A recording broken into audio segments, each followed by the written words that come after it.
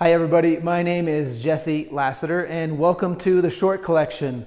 The Short Collection is a project that I've been kind of kicking around with for quite a while, and now with all this COVID-19 stuff going on, I figure now is as good a time as any to go ahead and get it out there. So basically just going out and capturing stories from individuals that are willing to tell me stories. Could be a story about anything, happy, sad, funny, pivotal time in your life where there's a major event and it changed the path of your life. Anything like that. Doesn't have to be heavy or anything. It can be lighthearted and fun. So if you're willing to want to, reach out to me and we'll get that set up. But I figure it's not right for me to ask others to tell me a story if I don't get up in front of the camera and tell a story myself. So here is the first story that goes onto the Short Collection. The Short Collection, by the way, is going to be on YouTube. It's going to be a YouTube channel playlist of mine. Also be making it into a podcast so people can hear it on podcast as well. And we'll probably pepper it in there on Facebook and other social media sites too. So just forewarning that if you want to be on here, it's going to be kind of a public thing for everybody and anybody out there to see. So, all right, without further ado, here is the first story. Hi everybody, my name is Jesse Lassiter, and this is a story about my long day at Easter Jeep Safari in Moab, Utah.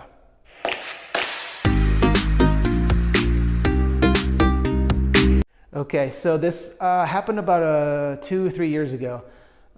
Easter Jeep Safari is a big weekend in Moab, Utah, where literally thousands of Jeep come into town.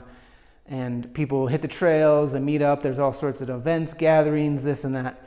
And it always happens over Easter Jeep Safari. So it's, everyone's kind of been locked up in the winter and ready to go and hit the trails. Because they're fixing their Jeeps in the wintertime and the spring's finally here and they just want to get out and have a good time. So there's a lot of big sponsors that come to town and bring their newest, baddest equipment and toys and things to people that look and see and play with. And a lot of the times those big sponsors have events that they host on their own. And so I was actually invited to one of these trail runs by a big sponsor at the time to come and ride the trail with their crew of people and a bunch of other sponsors and just kind of a big get together. The trail that we're talking about is not a very difficult trail. It's called Top of the World and it's way north of Moab. And it was for a bunch of Jeeps that are mildly built, but everybody was in our crew could easily do the trail, no problem. But it was a fun, really big, I want to say there's like 20 or 25 Jeeps that all headed up in there. And it was, the sponsor, they really took it serious. They brought in food. They had a big raffle at the top of the mountain when you got to the top. And they really went all out. So I was lucky to be and felt grateful to be part of this big event. So we had to meet pretty early because during Easter Jeep, they close a lot of different trails. And so if you want to get on a trail, you got to get before the big groups go in there. And so I think we had to meet at 7 o'clock at this certain meeting point, let's say. And this particular trail, Top of the World, is about 30 miles from town. The trailhead starts about 30 miles from town. And usually you trailer your Jeep to the trailhead and then unload your Jeep and then hit the trail and come back, load your Jeep. You do that because if your Jeep breaks, then you have a way to get back to your house, your home, wherever you want to take the Jeep to get fixed. But in this case, I knew the trail wasn't all that difficult. And so I figured, well, we'll not trailer the Jeep up there. We'll drive it all the way up and drive it all the way back. So, and my Jeep at the time, I was fairly new to me. I've only had it maybe 4 or 5 months and I hadn't driven it a whole lot on the highway, but I knew I could do fine on the highway. So we meet at 7 in the morning, drive up, it takes forever to get up there, all these Jeeps, have the safety meetings and hit the trail. Start up going up the trail and we get to the top and it's a really nice lookout point. Go ahead and Google pictures of Top of the Mountain Trail in Moab, Utah. It's got this kind of peninsula lookout rock that you can drive your Jeep out onto the ledge and you can see the valley below and it's really cool. So we get up there, the sponsor brings us an awesome lunch and we're sitting around and we had a raffle and somehow miraculously I won the raffle. I never win raffles or anything like that. So I was just, this was my element. I was having a great day, fun people, fun trail, winning stuff, free lunch. And so it was an awesome start to an awesome day. And then when so you go up the trail, and then you do kind of a little loop, and you come back down another way. So it's an up and a back trail. So on the way back, my Jeep, it started to do this like little sputtering sound, and I was like, oh man, am I like running out of gas? I hope I'm not running out of gas, because that'd be really embarrassing in front of all these people. But it wouldn't die. It would just kind of sputter, and then it'd go just fine. I thought, well, maybe because we're going downhill, that's the reason it's doing that. So kind of just put it in the back of my mind. I was like, I'll watch it, and maybe it'll get better. And so as we're going down, we hit this. There's a couple of obstacles you have to kind of go up to then get down again. And no idea if it wasn't a very difficult obstacle, but I get to this point, and I turn on my air locker to engage my front axle, basically to lock up my axle. It's called a locker. And I hit my air locker to turn on, and the air just kept on pumping, and I couldn't get any buildup. And so I get out and I look, and somehow my airline had the line that pressures the locker. It's an air line that goes down to the differential. Somehow that got wrapped up in my drive shaft, and it just spun it and blew the airline. So my front locker couldn't engage. So I had an embarrassing and difficult time getting up this little wimpy obstacle, because my front tires wouldn't lock up, my front axle wouldn't lock up. And so I was just like, hey, this day's I hope the Jeep doesn't fall apart by the time I get to the bottom of the trail. But anyway, we get up, keep going, no problem, get all the way back down. But probably, maybe 3/4 of the way down the trail, the Jeep sputtered again. And I thought, oh, that's not good. And keep in mind, it's kind of a bumpy and rocky going down. I was just like, geez, once we get off the trail, I'm going to go to the side and check my fuel tank, because at the time, my Jeep, the actual fuel gauge didn't work. So I just kind of had to guess how much gas was in my tank. And it was an aftermarket tank, so it was a smaller, I think it was only like a 15-gallon tank. And so anyway, I didn't know how much gas I had, but I knew approximately that I should be fine, even with the 30 miles there and back to do the trail and get back to town. I should be fine, no problem. So we get to the bottom, and everyone breaks off and wants to do their photos and this and that. And so I break off and went to go turn my car off, the Jeep off at the very bottom, and before I could even hit the keys, it just died. And I thought, oh no, maybe I really am out of gas. So I get out, first thing, check the fuel, plenty of fuel, get out and start it again, it won't start. So I start messing around, and someone had come by and they said, do you need any help? I said, no, my Jeep's not getting any fuel for some reason. It doesn't sound like it's getting fuel. So I tinker around and I go up to the fuse box. Someone said, oh, maybe you should check your fuse box. So I go up and I check my fuse box, pull out the fuse that goes to the fuel pump, and it's blown. So I thought, okay, well, it's just a bad fuse, replace the fuse, get on the road. So replace that, get on the road, no problem, going down and at this point, it was on a dirt trail. And then you get onto the actual highway to drive into Moab. And this is I think it's called Highway 128. It's a big scenic byway that goes up the Colorado River.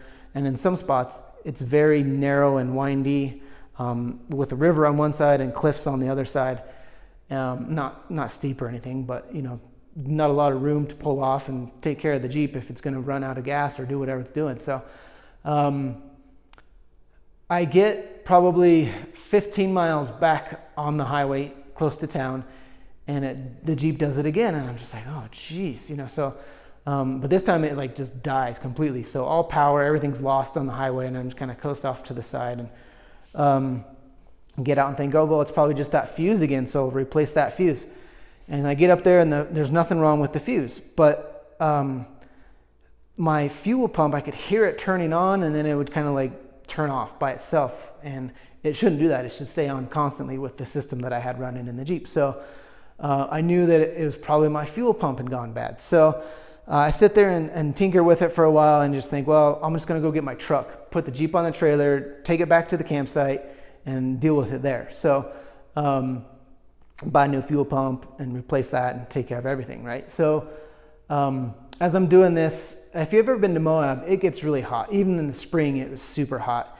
And I'm out there, my Jeep has air conditioning only because it has no top. So as long as you're driving down the road, the AC is fine because the wind is blowing you and cooling you off. As soon as you stop it's just super, super hot. So I'm kind of sweaty, sitting out there trying to troubleshoot it, crawling on the ground. I'm a little dirty. And this nice family that was on the trail with us stopped and offered me, they recognized the Jeep, and we had chatted a little bit. So, and I'll hook up their handles on Instagram and Facebook, their social media account, because really awesome family and a really great guy. They super, super kind and helped me out great in this situation. So I knew that I was, at least 15 miles back to Moab. So I was like, I didn't really want to walk. So they offered me the ride, and I said thank you, and got in their Jeep, and it was the nice new 4-door Jeep, and it had air conditioning, and I was just like, oh, this feels really good after being in that hot sun all day.